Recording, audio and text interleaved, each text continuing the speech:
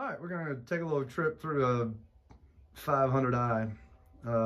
Customer states, it was running, it popped a few times and shut off. Now, I have done some preliminary, just quick and simple diagnostics, checked the plug. It's actually been, I put a fresh plug in. It didn't necessarily need it, but since it was, I went ahead and did that. Fuel was really dirty. I'm not like the quality of it or anything like that. I mean, it seemed to be fresh fuel. These guys run 3 crews and they go through fuel, you know, on a constant basis. They're non-ethanol fuel users. But there was a lot of trash in the tank. So clean the tank out, install a new fuel filter. Always remember that, folks. If you put a new fuel filter in, clean the damn fuel tank, because there's always trash in there. Why throw a brand new fuel filter at it when the tank's full of trash? It'll clog that new filter up. Anyway, so there's that. A couple other things I noticed. Piston was inspected, looks great. And per usual, the factory air filter ain't worth a shit.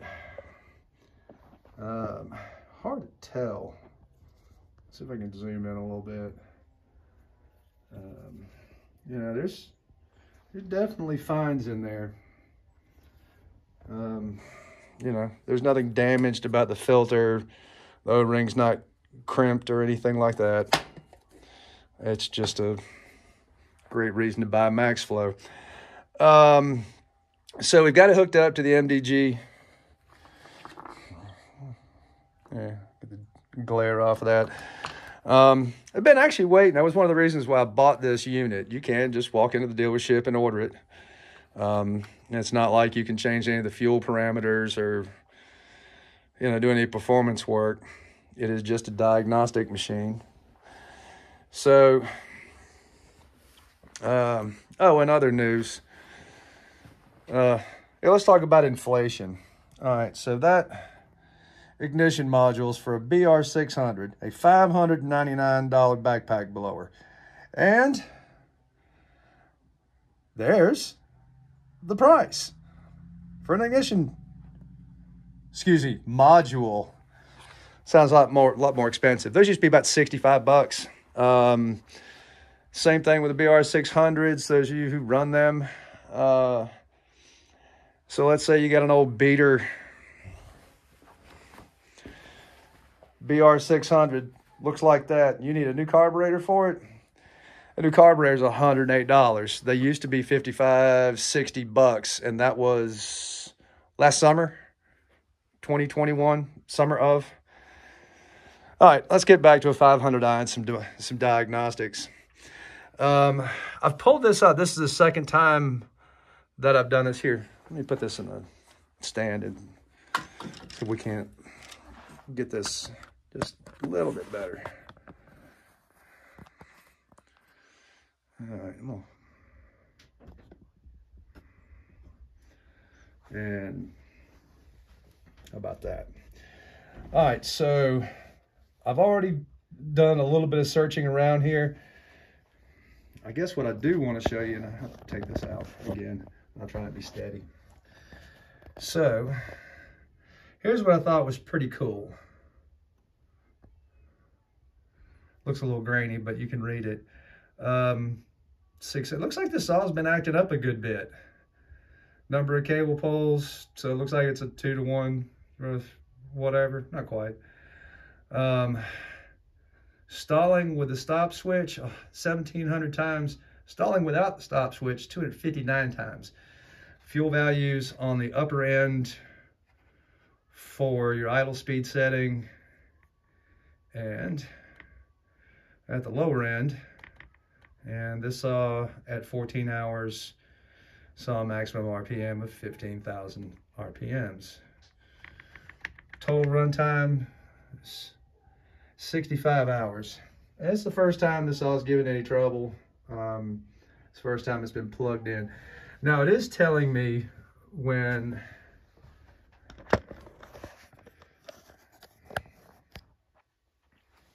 I can stand right there and I'll take you through this. Let's look at, I'm gonna There we go. It says there's some fault memory thing. I cleaned the connection on there, and it has to do something with a pressure sensor. So I'm thinking maybe there's some trash that got passed through the fuel filter and may quite possibly be clogging the fuel injector. That sounds expensive, but let's keep our hopes high. I'm going to clear delete fault memory entry. All right, so I'm going to clear the code on it and let it talk back and forth, and then we'll walk through. You know, it's going to insist that I actually run this with the cables hooked up and everything else. So hopefully clearing that code will help. I don't know. This is a new one on me. I've yet to have a failed 500. A bunch of my customers have 500s around here. There doesn't seem to be any shortage of them. Let's go to the electrical diagnostics. Check chainsaw for external damage. Is leaking fuel. All the plugs properly connected. Yep. And next. All right, I'm going to test the control unit. Let's see how that goes. I know it's like paint. It's not really like watching paint dry, but I mean, I don't know how to make this more. There, block a little bit of that light. You know, and it's a little slow. Testing the temperature sensor. That's cool. Sensor test. Testing the injection valve. All right, so it passed all the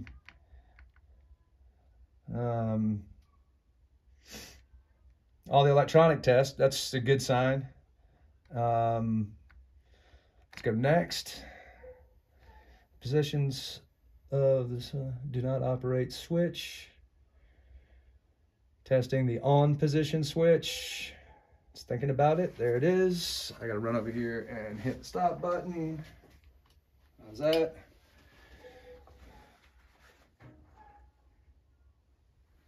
All right, let me hit it again. Okay.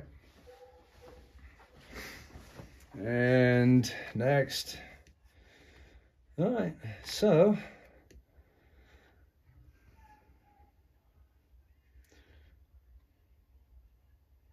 let's see if this joker will fire up.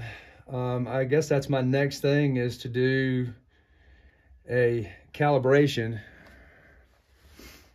And I'll leave you.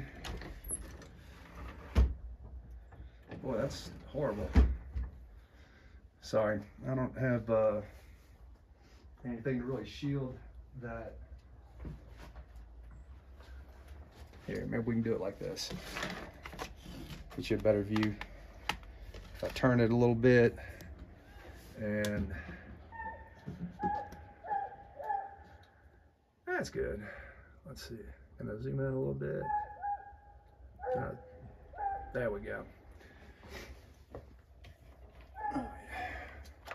Get the saw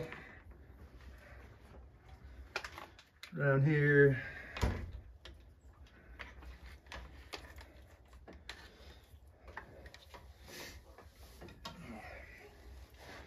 All right, let's do calibration.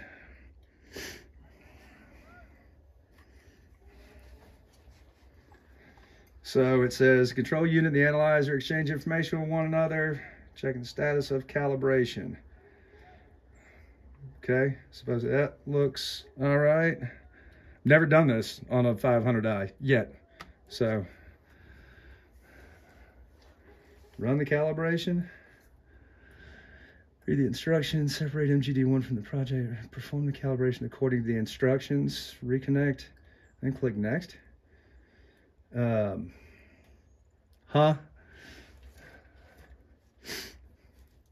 I've never been told how to calibrate this, and I guess you don't do it while it's hooked up like the rest of them.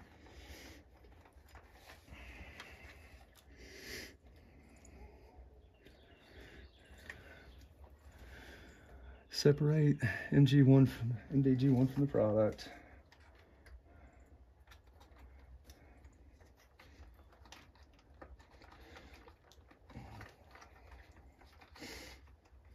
I need a screwdriver to do this.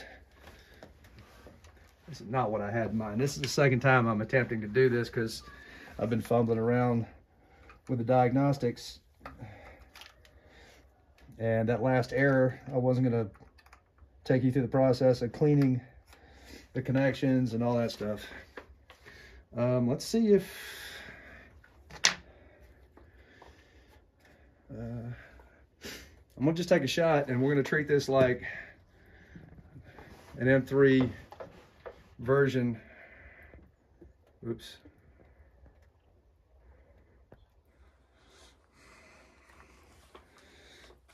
And see if it will start and run. Pop it a couple of times. Brake.